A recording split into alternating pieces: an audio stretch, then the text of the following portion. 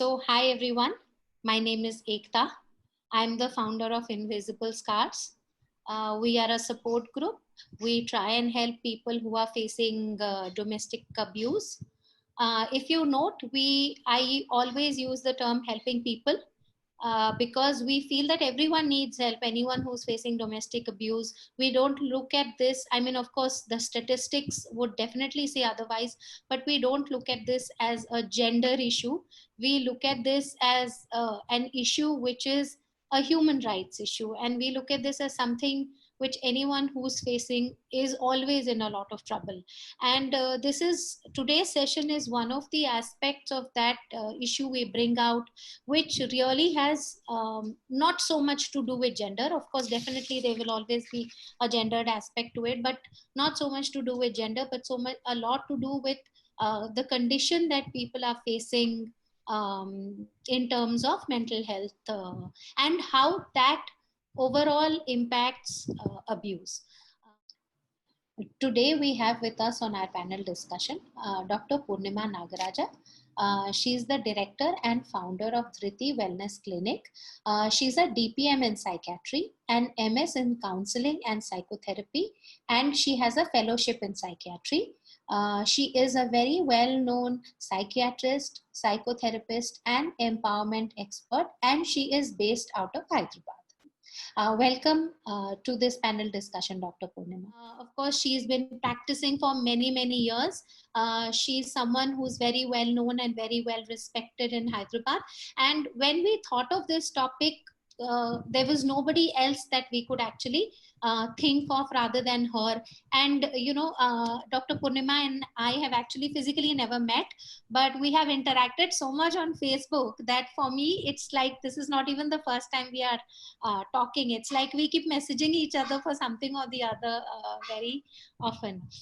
So anyway, but I think that would be a sufficient introduction to Dr. Purnima. A couple of the housekeeping announcements is please do not unmute yourself during the session, because we are going to be asking questions. We have taken your questions into consideration, and we will start off with the questions that we've already, Dr. Purnima and I have already discussed, and we will take it from there. If you do have any questions and she is unable to answer it on the session today, you please write to me. I will, send her some of the questions, and we can always respond back later to you, through email. So please, before we start the session today, so I just wanted to narrate very recently, Dr. Purnima, I had two cases during the lockdown period. One of the cases was of a gentleman who was constantly abusing his wife and had been doing it for many, many years. So there was a lot of violence and name calling and emotional and physical violence both. And their son reached out to me. They have an adult son, and he reached out to me. And when he reached out to me, when he started telling me, I'm not an expert, but I can understand a little bit to kind of figure out that there's something wrong. And so I just told this guy while speaking to him that, have you ever has your father ever visited a psychiatrist? So he said, no, we've never really thought of it.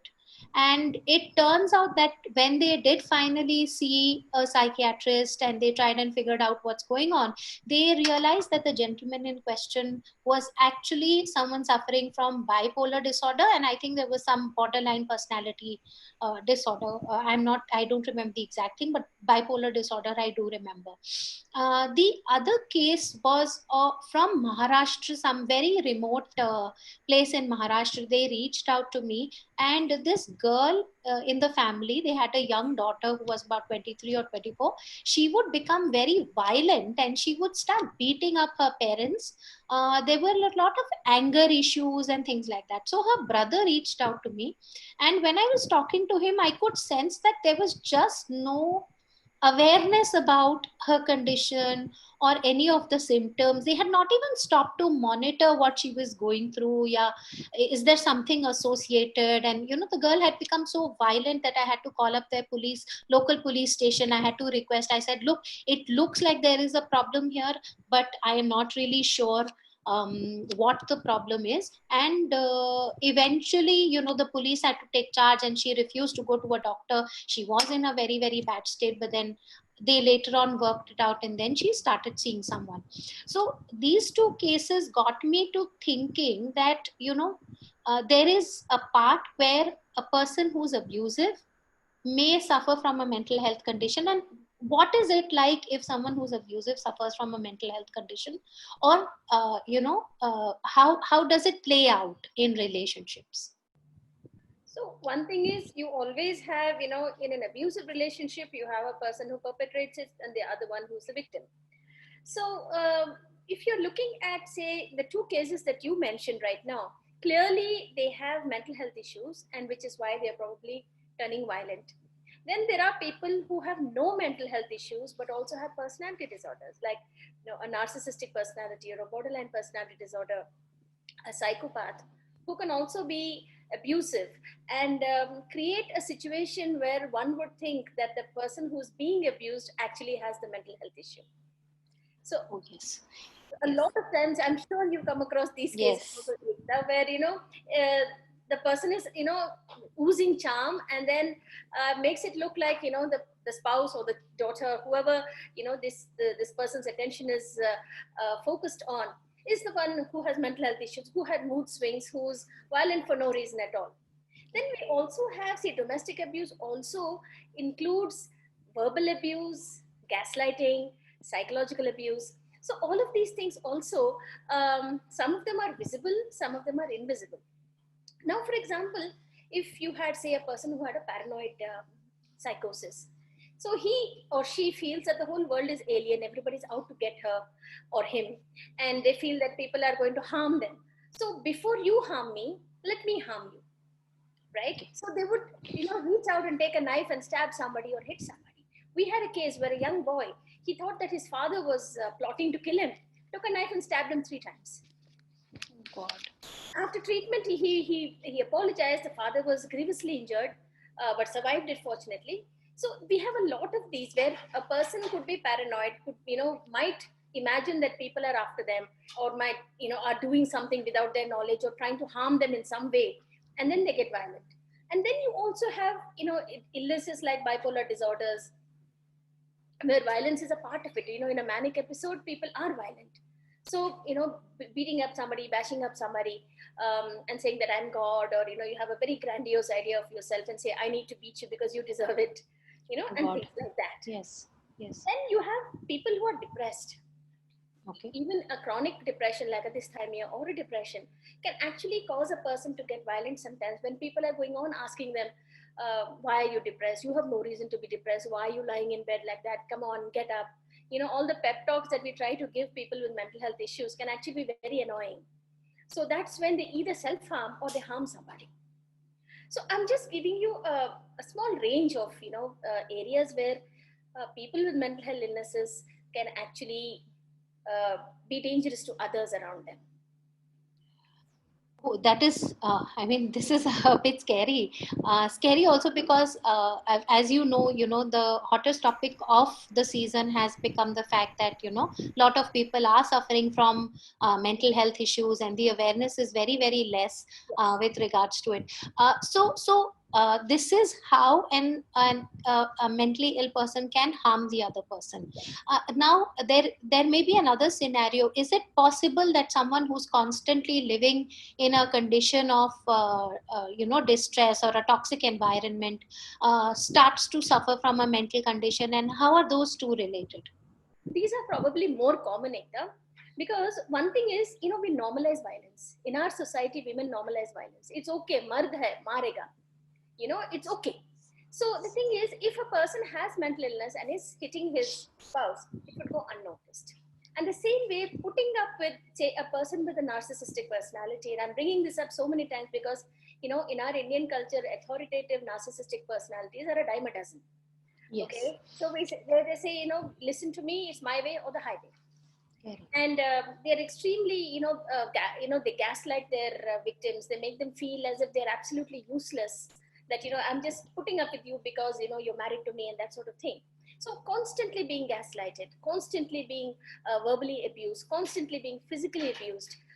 And there's a lot of intimate partner, sexual abuse also, which is a part of this domestic abuse. And that can always put a person into a disadvantaged situation where society doesn't give you any support. A lot of this violence is invisible because we try to cover it up for the children's sake, at least. Society says, for the sake of the children, put up with the violence and live there, and not much parental support sometimes. So constantly living in fear of being, beaten, constantly living in fear of being abused, walking on eggshells because you don't know what will actually perpetuate that kind of violence, can actually take a toll on one's mental health, in terms of depression, anxiety. Some people get OCD, and some people actually have frank psychotic episodes. Okay, frank psychotic episodes. I'm sorry, I didn't understand what that term meant, but is there something about the term you could explain? And probably the next question after this is, should people stay back in an abusive marriage for the sake of children? Because I thought that these two are connected to each other. So.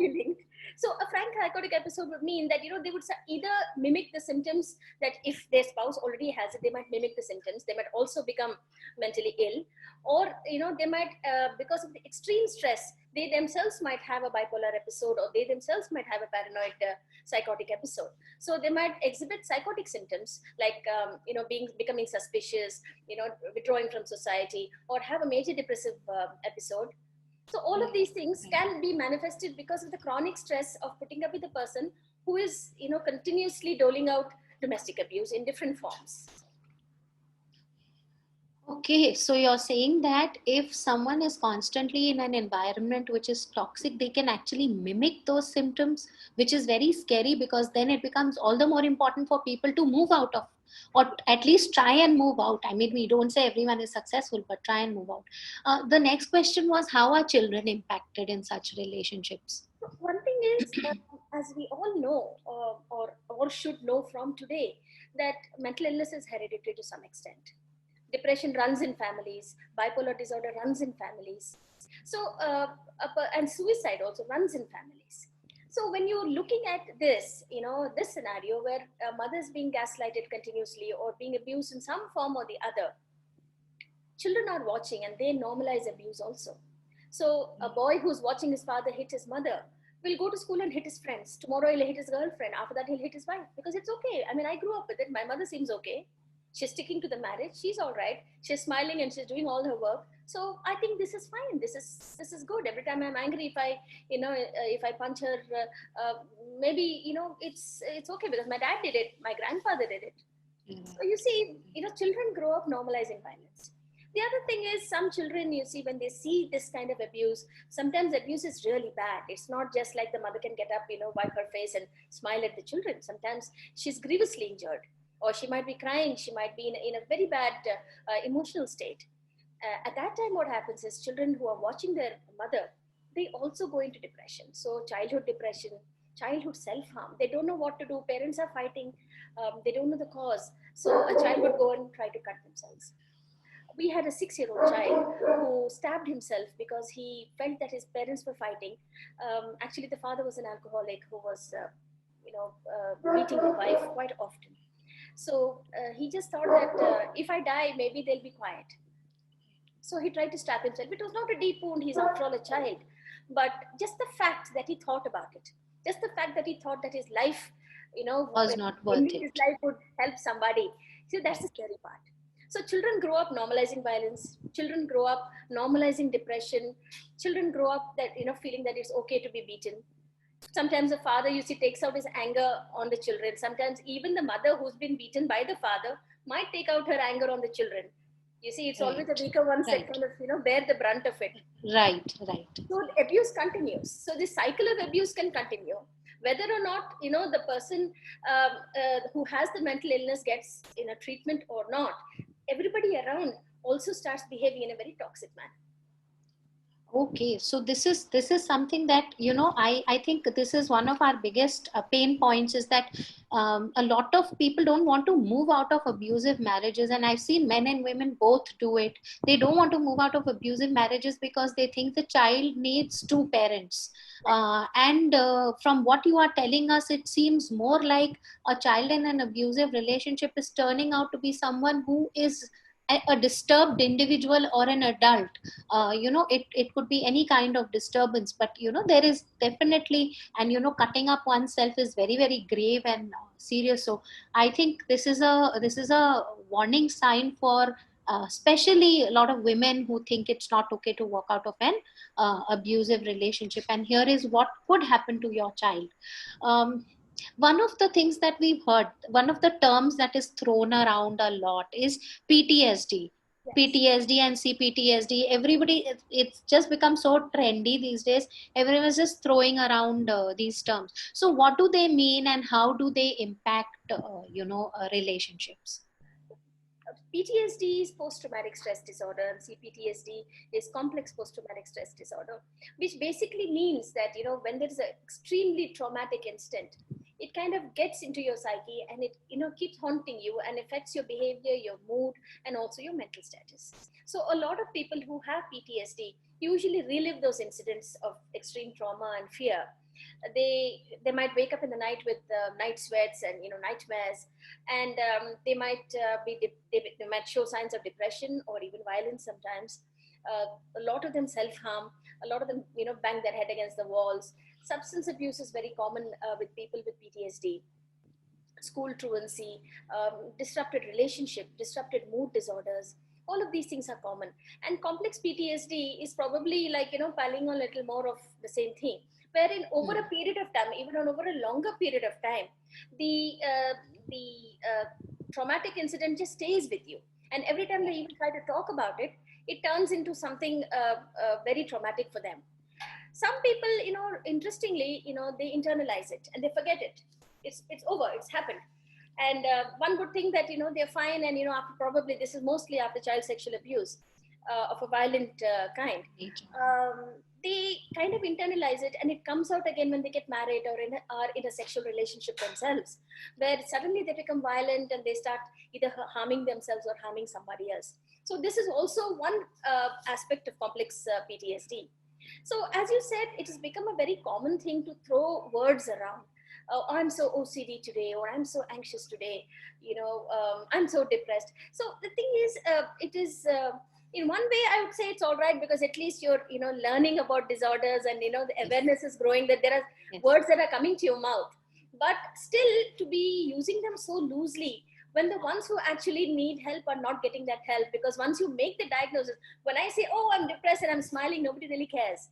But if a person is really depressed, then people are always, they put that person, in a little pit, and you're throwing stones at them.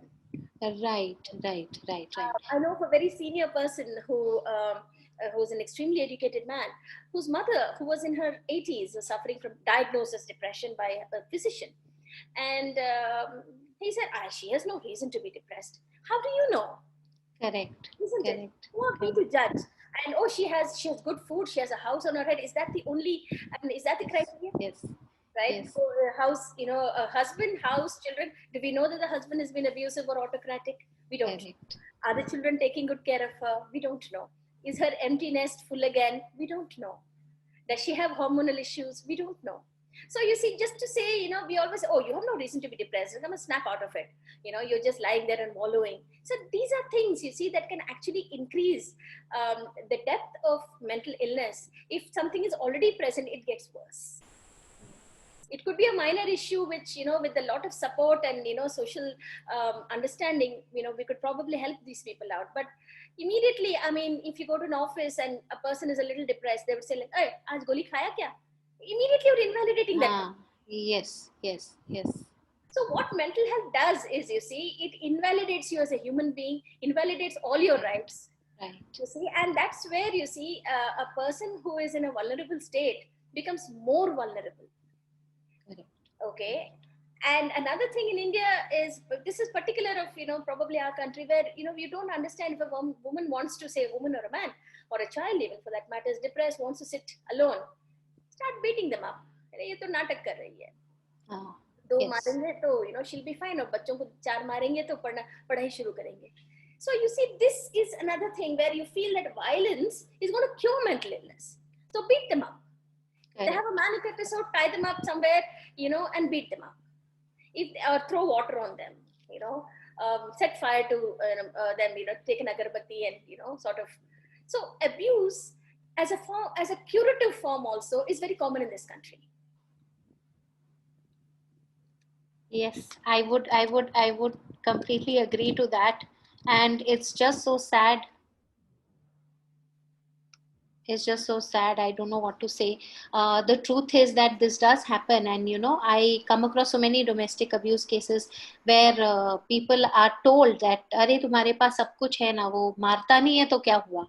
And it's just like you said, invalidated. Everything is just invalidated by using this. And I guess a lot of us have grown up seeing being beaten up by our parents or teachers in school and things like that, and so we also normalize this kind of this thing. But the problem, I think, sometimes with domestic abuse victims and survivors is that how do they handle abuse when it is meted out to them? Are there any say tips on how so if you're in a room with someone who's really abusive, and what is it you can do to kind of save yourself? Are there any signs and symptoms of mental illness and abuse? How do we correlate? This is like all very murky, overlapping with each other. So how do we kind of figure out where the best? Let me give you some common symptoms. I'm not going to name a disorder, but I'll give you some common symptoms. Right. So one thing is not willing to say self-care, poor self-care, not willing to take care of themselves, not taking a shower, okay, not wanting to brush their teeth. Okay, then addictive disorders, alcoholism, gutka, weed, ganja, afim, opium, all of these things. Then you have a person who's suspicious. Who are you looking at? Where are you going? I know you have an affair with somebody else, or I know you're all trying to kill me. See, this kind of talk will be constantly in the house. Okay, suspiciousness, paranoia, suspiciousness, probably being overprotective, saying that I don't want you to go out because somebody is going to harm you or rape you or some of these things. Keeping the woman in the house or keeping the children in the house. Or suspecting that you're having something with a domestic servant, you have something with your own mother, outlandish accusations. Correct. Right? Having mood swings, being probably extremely exuberant and spending lots of money, being irritable and violent in phases, being extremely depressed, slow, hard to kind of motivate, or hard to make them even eat probably 3 meals a day. These are some of the signs of, say, mental illness. Then we're looking at, say, personality disorders where you won't see a thing. I mean, this is the greatest thing, that you won't see a thing. Okay. This particularly, there are different clusters of personality disorders, and I'm talking about cluster 2, which is basically borderline, narcissistic, psychopathic, and such kind of disorders. Yes. You don't see a thing. They're charm personified. And they would actually make it sound like as if you deserved it, you had it coming, you provoked me, and you've been asking for it all along. These are statements that women, or even men in this relationship, no, it's 90% women, so it's very easy to talk about women, maybe 10% men, but I don't want to leave that little 10% unattended to, so I'm adding men into this discussion. Right. Yeah. So the personality disorders usually go unattended to, and nobody would even believe it, because these people have a fantastic social front. These people have a fantastic image, right? There's only one set of personality disorders which might come across as a paranoid personality disorder, where again they're suspicious without being psychotic, or say a schizoid or a schizotypal personality, where they're little oddballs. They, as you call it, every class will have one ADA person, Correct. Oddball, not abnormal, but odd, nevertheless, right? So those are the ones that are a little visible, at least, and they don't do any harm, but domestic violence is usually not a part of that cluster, okay? Whereas domestic violence is very much a part of. And then you have another cluster where you have what is called passive aggressive personalities, dependent personalities. I can't live without you, you can't move from here. That is abusive too. You see, if a person is even in the toilet for too long, bang on the door, what are you doing there? I'm missing you, I'm getting a panic attack, come out fast. You can't go out with your friends because you can't go to your parents' house because I'm going to die without you. See, the dependent personalities. Then passive aggressive, I won't talk to you. I'll hold my breath and I'll not talk to you forever. So you're begging, you're literally begging, and for mercy, and you don't know what you've done. You see, Correct. all of these things is so abusive. You don't have to raise a finger to abuse somebody. Right. You get that. Right. Right. This is so true because when I started working in this space, a lot of people would keep asking about narcissistic personalities, and the more we understand domestic abuse, the more we understand that there is a series. Narcissism is not just the thing for abuse. There are a series of personality disorders that could be influencing abuse. So while someone is being physically battered, we understand that there are signs, and you can make out, okay, this person was physically battered, and there is an associated trauma with it. What about people who are emotionally battered, and what are the signs that they could exhibit, and how can they help themselves, I think, more importantly? So I think the more recent form of depression would apply to people who are emotionally battered also, and we call it the smiling depression. There's people there who's unhappy inside, but they have this smile on their face. So a lot of people overcompensate. They're being overjoyous outside.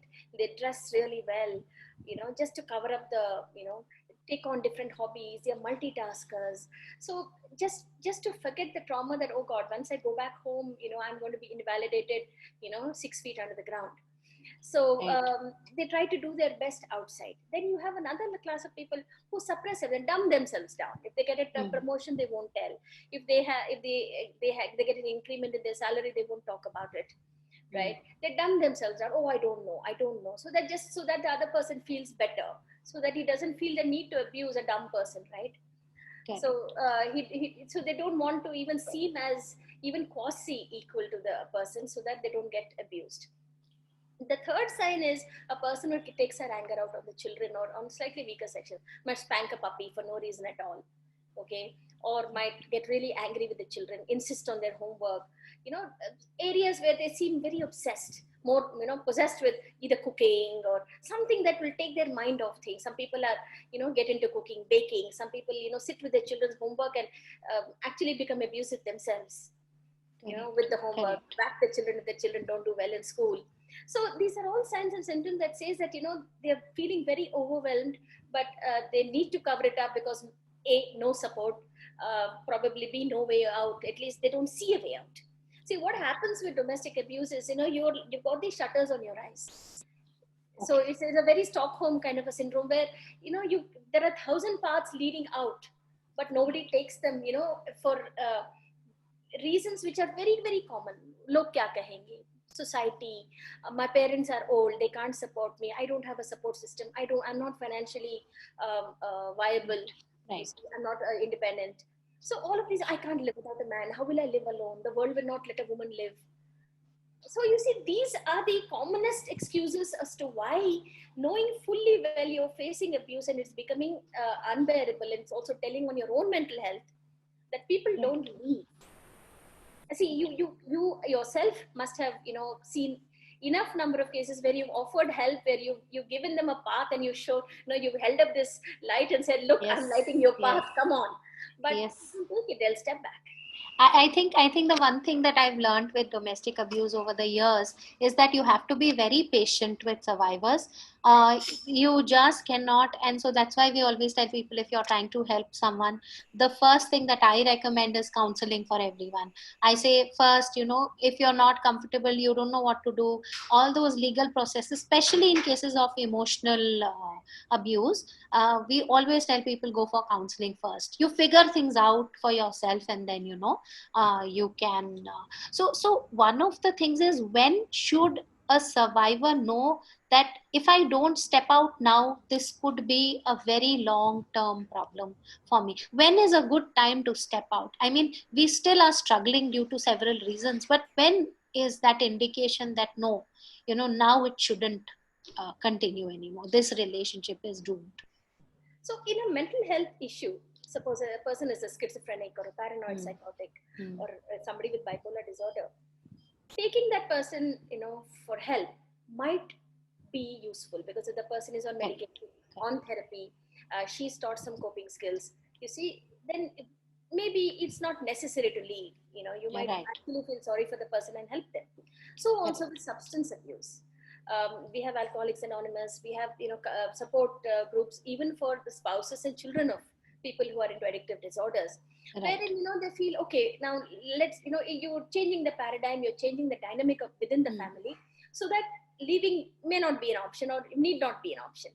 But when there is a personality disorder, when you know that this person does not have any mental illness and he's basically either coming from an abusive family where he himself has been subjected to or exposed to abuse, and if this is not going to change, then I think one must pick up the courage to leave, because this is a no-go. You can take therapy, you can take anything, but even a person who's taking therapy, um, if they have a personality disorder, unless they put in a Herculean effort to change certain traits of theirs, it may not change. Some people might need medication to, in fact, even though it's not exactly a mental illness, they might need some medication like a mood stabilizer to help them stabilize their moods and to control those rages. Then you might want to rethink.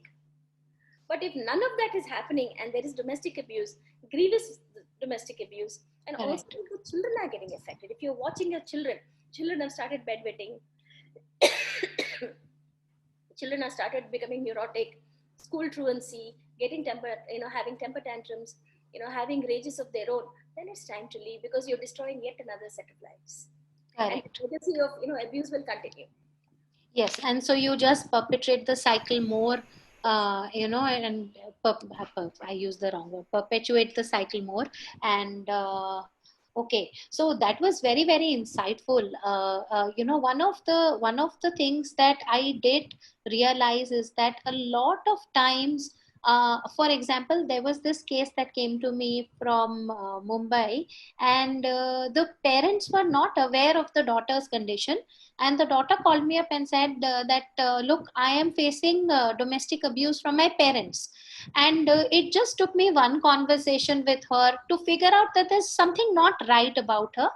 And of course I'm not qualified, but one of the things she said to me that stood out in that conversation was she was describing her relationship with a 9-year-old neighbor child, and then she started getting very aggressive and angry on the call, saying that that 9-year-old child was rummaging through my stuff. So I said, hey, she's just a kid. It doesn't matter.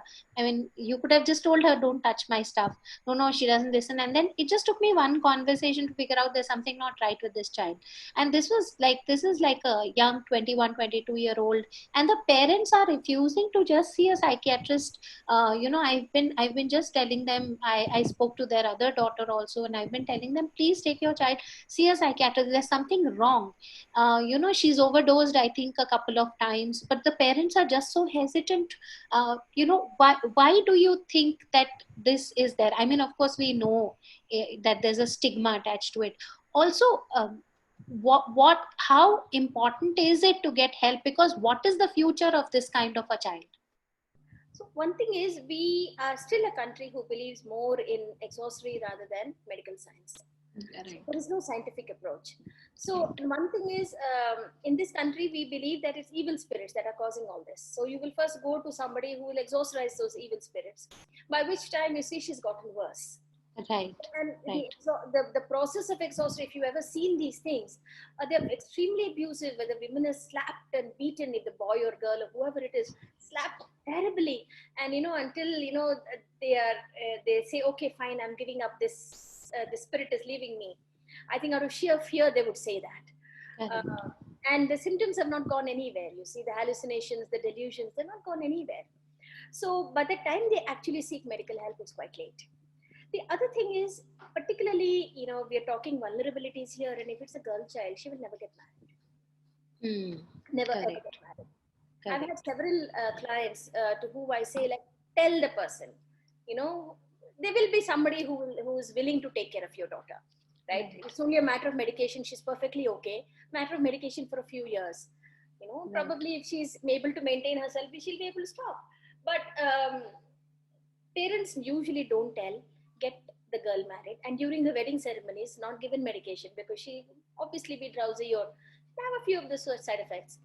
And she would manifest on the night of their wedding, manifest symptoms because for a week she's not on medication. Oh God. So we are facing divorce. So we protect the girl child a lot, you see, by not giving a diagnosis, by not writing anything incriminating on the prescription, Right. like sitting and talking to the in-laws and saying that this is a curable condition. But you see, nobody really wants that. Correct. The word pagal, pichi, all these words, you see, they are so easy to stick onto a person.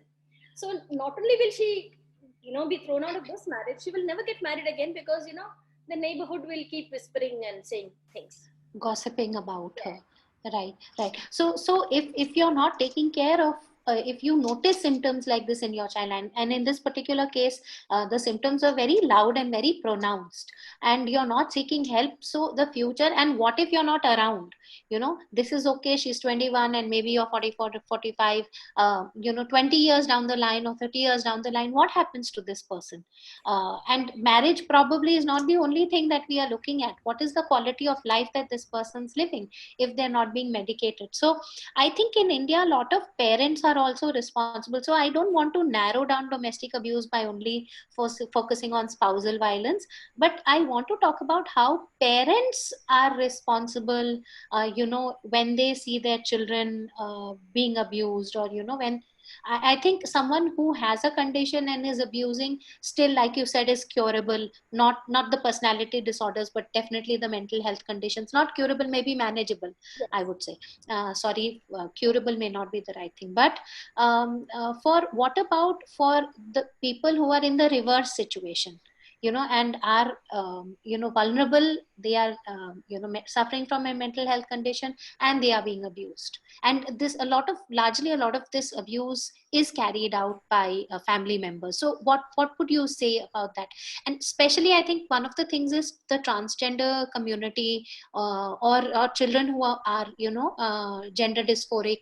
There is a whole lot of separate type of abuse, and we want to focus on that as well a little bit, if you could tell us about it. Thank you so much for asking this question because I was waiting for this question. Yes, see, people who are gender dysphoric, who are who are either pansexual or are bisexual or homosexual in their sexual choices. There is something called correctional rape, and particularly with girls and Yes. boys. Boys are thrown into a den of women, as they call it. Girls are raped repeatedly until because they have to get the feel of a man. So this is probably the worst kind of abuse, and a lot of them in this country are forcibly married off and forced to have children. So it's a continuous process of being raped for a for a lesbian woman, continuous, or for a trans person particularly. You see, they're Right. they're fine. You get married and have a couple of children and do what you like, whether it's a man or a girl. Okay, Correct. so Correct. there's a lot of that which happens, and particularly in rural India where they don't really get the concept. Um, they are forced into marriage, they're forced to have children, and see, and that is their life, filled with abuse, filled with a lot of beating, filled with rape. Okay, intimate partner violence, as you call it, Right. Yes. and then they're forced to have children, so which is makes them even more dysphoric because this is so against what they want, isn't it? So this is actually a terrible state of affairs, and I'm sure there are a lot of activists in Hyderabad itself who would be able to throw more light on this. The other Right. thing is, as you said, a person who is being abused continuously, um, what is the way out for them? Correct. Unfortunately, particularly if it's parent abuse, there is very less. There's very less scope for them to escape all of this because parents believe कि ये जानबूझ के कर रही है. A bipolar disorder, a dysphoria, dysthymia, depression, anything, they're doing it on purpose just to torture us.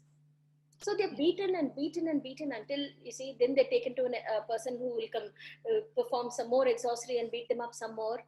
And there are instances which I have come across where the people who exorcise also sexually abuse them, and Yes.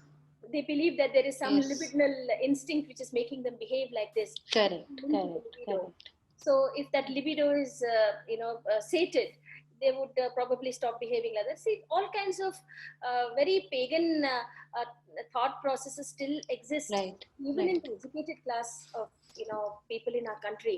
So abuse is the smallest, and is the last thing on the rung to being, Right.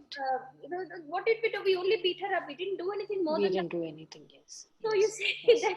that's how, Yes. you see, abuse is so normalized. It's horrifying.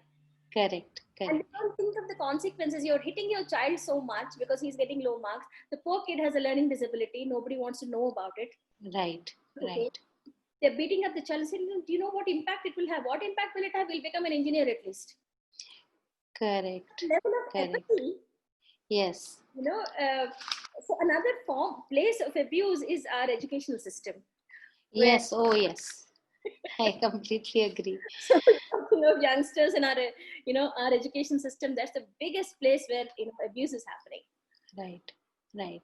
Yeah. Thank you for bringing that up, because I think in a lot of families, and today we're not talking about only spousal abuse. So we want people to know that in a lot of families, education is one of the reasons that abuse happens. Yes. So abuse can happen because of a sexuality issue. It can happen because of the child not paying attention to their studies. The child may have anything. I mean, we first of all, I don't even think parents ever are cognizant of the fact. I know of so many parents whose children are hyperactive, and so when they're hyperactive, you just simply say ki, you should meet someone, see, check if there's anything. They're still young. If there's something, you can manage this. But they will not listen. And so it just keeps going on in families like this, and it's also hidden. It's just sometimes so sad to hear about these things. So is there something that we can do? What is it that, as a group, I don't know, it's not so much action oriented. We keep talking that this is a problem with mental health, and thank you for raising all of these points and telling us where is it that we can pay attention to. But is there something we can do to kind of change things a little bit or improve things a little bit? Is there something we can do in terms of working on ourselves or on the society? How can we help, as bystanders? I think, you see, you're doing a great job, with domestic violence. I think we can also actually start. I like your poster campaign also. It's so beautiful. Actually, the first poster that came out is so good. So something for children, that the spare the rod, spoil the child. We should break that concept. Correct. That Correct. there is no rod involved at all. The child is fine by themselves. We should Correct. talk about democratic parenting, where a child is given a platform to talk and say, do you want to be an engineer, or what is it you want to be? Correct. That Correct. it's okay Correct. for a child to be confused even when they're in their 20s. No child is born with this this great direction in life, saying that, okay, this is what I want to do. Correct. A child can be confused. It's okay. A child might want to change their stream. It's okay. That a year lost is nothing lost. Yes. Yes, that's true. See, today, our children are sitting at home, right? Right, for the past 4 months, 5 months, and This whole year is going to be like this. Yeah. So it's, I think, up to us as parents to come to terms with that instead of nagging them. Even now, there is so much domestic abuse that is going towards children, that's directed to children, saying that, tum din bhar padho, because both the parents are at home now. They see the kids playing around. So you sit and study the whole day. Open your book and sit. So that itself is so abusive, isn't it? I think all of us need lessons in democratic parenting. I will hold on and latch on to that word, and probably we will do an entire session on democratic parenting, because I think the sensitization has to come for parents first. We don't know that there's anything such as democratic parenting at all. We are not, forget sensitization, we don't even know that these things exist. And probably we'll have a session. I will request you to keep this in mind, and probably we'll do a session one-on-one for this particular issue. But thank you so much for all of these. I think we'll just open up the floor. We have 10 minutes left. I think we do have questions which people asked us at the beginning. So let me just pick out. So one of the questions that we had from one of our audience members was, why do domestic abuse victims feel like it's their fault? Because that's how it's made out to be. Like, for example, you have an alcoholic person. You'll say, because you're nagging me, I'm drinking. It's all your fault. You didn't bring dowry, I'm drinking. You didn't make the curry properly today, I'm drinking. So you see, it's constant blame, right? You're not good looking enough. You gain weight after childbirth, so I don't like you, right? So Correct. constantly you are actually walking on eggshells, because you have to please everybody. You have to be this perfect person. And this is in terms of women. But even say if there was domestic abuse towards a man, you're not good enough, you're not earning, you're not good looking, I just compromised with you. I didn't want to marry you in the first place. Children, what kind of a child are you? I mean, you're not meeting our expectations, you're useless. So you see, the word useless is on everybody's mouth. So is it so hard to understand as to why a person self-esteem is so battered that they start believing, yeah, it's my fault because I'm so useless, I'm not even worth the ground I stand on. I think this is a very common thing, and sometimes we don't even realize that this falls into the realm of abuse. And I think one of the things that I would probably take back from today's session is, don't use the word useless. I think that's a lesson in itself. So if you're talking to someone, refrain as much as you can to use the word useless with them. Of course, we've never been given such sensitization program, so we don't know. I think for a lot of adults, it's unlearning first and learning later. So one of the next questions that came to us, of course we had a whole list of questions, but I think we've addressed most of them through the conversation. So somebody is asking, how should a victim survive in a home without seeking legal help? So obviously somebody is stuck in a bad marriage, and how does one cope with a bad marriage? Is there any way to cope with it? Or I typically say sometimes it's okay to disengage. So are there any techniques or something that people can use to disengage? Yes. So one thing is, let me also say that 90% of people who are facing domestic abuse do not seek legal help. Right? So it's, I call it the lo kya kahenge syndrome. Yes. You're always afraid of what society will say. What society will say. A lot of people don't take help. But for those who, wish to really manage their lives, one thing is, try and slowly become financially independent. Okay? However small that job is, it might make a very paltry amount, but it doesn't matter. The other thing is, try to make sure your children are not exposed to this. Explain to your children, any child of any age is able to understand what domestic abuse is, and say, look, I'm facing this, but I would like you people to, sort of not be affected by this, and let us look for ways. Spend more time away from the abuser. Right? Look for avocations. Something as simple as probably learning a new language. Learn Spanish for whatever it is. It's not that it's going to help, the abuser stop abusing you, but it takes your mind off it. So if you're in a situation where you can't come out, right? Establish some sort of a support system, your neighbors or your friends, saying that, look, if I send you an SOS message, just please respond to it. That means I'm grievously injured. Right. Talk to people, and have a support group of people who are not only people who are abused, but people of the same gender. Correct. Who can actually hold each other up. Right? These are the things that one can do. If you have depression, you can sneak out and see a therapist. Take empowerment exercises from them. Learn areas of where you can heal. Learn what PTSD is and how to come out of this cycle of abuse. Okay, understand the cycle of abuse. So you see, knowledge is power. Right. When a person sees that the woman's paradigm is shifting, right, he will also think twice before he raises his hand or his voice. Very interesting. Very, very interesting points. I think all of these points are things that we have to keep in mind for sure, because they are so important, and not that the abuser will stop abusing you, but the fact that you will take your mind off things, you will be able to think more for yourself. I think that's one of the things. So very interesting. I should actually kind of record this entire. I mean, of course, we are recording the webinar, but take out this particular clip and use it. I think this is very necessary for people who are stuck in relationships that they cannot practically move out of. And this is one of the most common questions I do get asked. One more thing I would like to say is like, learn to self-validate. That if the world doesn't validate you, it's okay. You can pat yourself on the back once in a while and say, it doesn't matter. He doesn't like it, but the food is good. Or, he doesn't like what I look like, but I don't look so bad. Correct. Self-validation. So this is very interesting. I had not heard. I mean, of course, I knew from somewhere that self-validation hona chahiye, but self-validation is a tool, is something that you can help yourself with. So I think that's very interesting. Thank you for bringing this up. We'll probably create all of this in a clip and put it separately from the webinar recording, because this is very critical. I can tell you that for sure.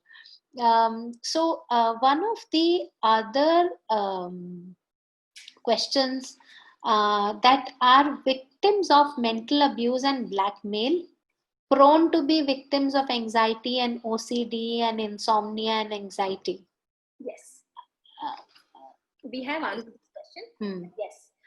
Because it creates a constant stress, and under constant stress, you see, we are prone to mental health issues. Right. Corona, it's such an invisible thing. It's not pinpointing any one of us, but we are all under Yes. stress. Yes. So Yes. what if the stress is directed at you and you're constantly, facing that onslaught? Correct. Definitely you will fall apart. Correct. So one of the last questions, I think, for the day, and thank you so much for your time for all of this. I think this will at least be a small foot in the door kind of thing to open up these conversations. Is can domestic violence and abuse induce mental illness? So I always have this, and there is an example of someone we know. Of course, she was diagnosed with schizophrenia, but for her entire life, her husband did not treat her well. There was always a lot of emotional abuse. So is that connected? Can that be a trigger, or does it have to be genetic? I don't know. I mean, I'm just... See, the thing is, just because somebody has a genetic predisposition doesn't mean that you have to express it. So if your situation is non-stress producing, then you won't express it. Okay. There's a high chance of you not getting it at all. Correct. So, under stress, then even a person who does not have the genetic predilection for this will expose mental health. So let me just give you a quick example. There was, you've heard of the Amish population, right? Yes. Amish population, they marry amongst themselves. Right. So what they did was they took a child born to two schizophrenic parents and gave it in adoption, to normal parents, and took a child from normal parents and gave that child in adoption to two schizophrenic parents. And over time, they found that the person who had the genetic predisposition with two schizophrenic parents, but growing up in a normal household, did not express the disorder. Whereas the person who had no genetic loading for schizophrenia, but growing up in a toxic and a slightly abnormal atmosphere, started developing symptoms. So environment plays a huge role in this. So you may not have anything, to start with, but then, see, the circumstances we face can actually change. It can, right from changing a personality trait all the way to actually perpetuating mental illness. The process can be anywhere. It's a long journey. This is very interesting. This is something that I did not know about. So a social environment can actually be instrumental in someone expressing a mental health problem and can change a personality. So very, very interesting. This has been quite an eye opener for me today, because you think because people like us, we read a lot and we think we know it all, but no, it's always important to go to an expert. I think that's what I've been saying to everyone I know. For anyone, if you have the slightest doubt that there is some sort of a mental health issue, or Dr. Purnima told us about the things that they do. They would not take a bath, they would get into drinking or alcoholism or some kind of drug use or things like that. These are small things to pay attention to while you're at home with someone. There would be excessive anger issues, excessive irritation and things like that. And so it's so important for one to immediately visit a specialist. Being hesitant in visiting a specialist can only mean that you will delay what's to come. That's it, and it's really not going to go away. So for anything to go away or for anything to be managed better, always speak to a specialist, and I keep telling everyone this. And no matter how much you Google, no matter how much of articles you go through, you cannot become an expert. A mental health expert is a mental health expert, and it's always better to go to an expert. And thank you so much. I think we are kind of out of time. Yes, we are all already there, and it was a pleasure having you, Dr. Purnima. But just before we go, so I wanted people to know, are there any examples or any cases that have come to you of domestic abuse which you think that can help people on our webinar today to take away something? So any case study that you could kind of discuss in brief with us, or tell us something that really stood out for you, or left an impact on you? I think those are many. I'm 27 years old. I'm an old woman in this profession. But I think a few of them I would like to talk to you about. I was telling you about a passive aggressive personality. So there was this man who was an extremely autocratic husband. So the sisters-in-law, I mean the husband's sisters, when they went on a picnic, they told the wife, you throw this coin into the well in the temple and say that, for the next saat janam tak, for the next 7 lives, I want this man as my husband. So she said, oh my God. So because she said, oh my God, for the next 40 years, he didn't talk to her. Okay. 40 years. Yes, until he died. She died of depression. A perfectly normal individual. He would not talk to her. If he wanted something, he would just put a little note on the table.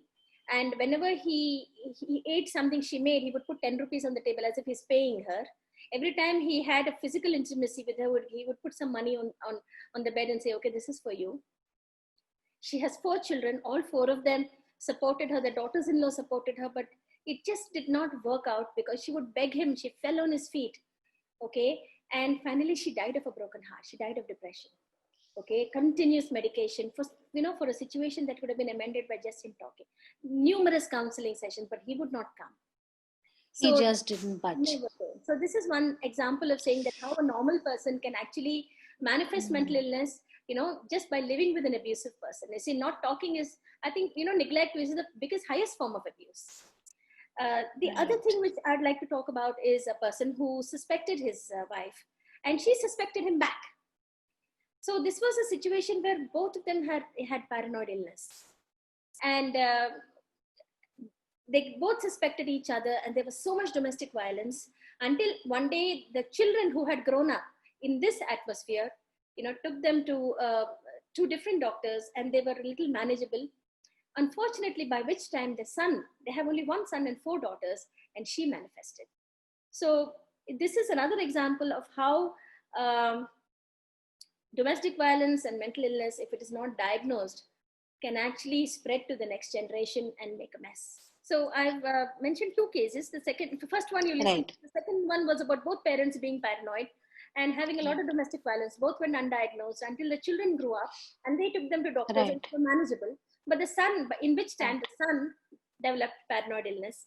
So it just goes to prove that, if it's not diagnosed, it can, wreak havoc on the entire family. Right. This is one of the very critical points, I think, that and I would definitely like to use that point to end today's session, because if any form of mental illness is left undiagnosed, it actually impacts the family in more ways than one. And I think one of the most important points you brought out in one of the answers that you were giving was that children at every age understand domestic abuse. So when we try and shield those children by not telling them what's going on, it actually leads to more suffering. So what we would like to use this platform and this session today is to request people, please do not shy away. लोग कुछ नहीं कहेंगे अगर आप लोगों को कुछ नहीं बताएंगे तो. There is no need to discuss why you are going to a counselor, why you need to see a therapist. There are no reasons to disclose that. You can go. There is no reason to talk to your whole family, get everybody's buy-in. It is not required. You can just go see a specialist, because the chances are that your entire family, your future generations, people that you are living for, will actually get destroyed if there is even one person with a mental health condition at home. So with that, we will end today's session. Thank you very much, Dr. Purnima. And I'm sorry, I had to mention Dhriti Wellness Clinic because I want people to be able to reach out to you also. But please, if you need to reach out to our specialist, she's available. She's on Facebook. People who are on the session here today, please reach out to her. That it's so important to take care of all mental health conditions. If you're facing domestic abuse, reach out to us. We will help you connect to her.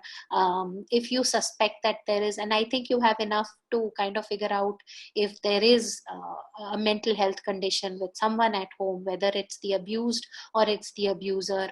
Let's all try and get help when it is the right time to. So thank you very much, Dr. Purnima. Would you like to say something as any closing Yes, I would. statements? I think it's time, we break the stigma that, it's okay, to have mental illness. These are, most of them are manageable. People lead completely normal lives. And as far as domestic abuse is concerned, see, you are the expert for this. And I'm sure you also agree if when we say that there is a life beyond abuse and we should look for that life. Right. I think that's the perfect note to close the session on. Thank you very much. It was a wonderful session.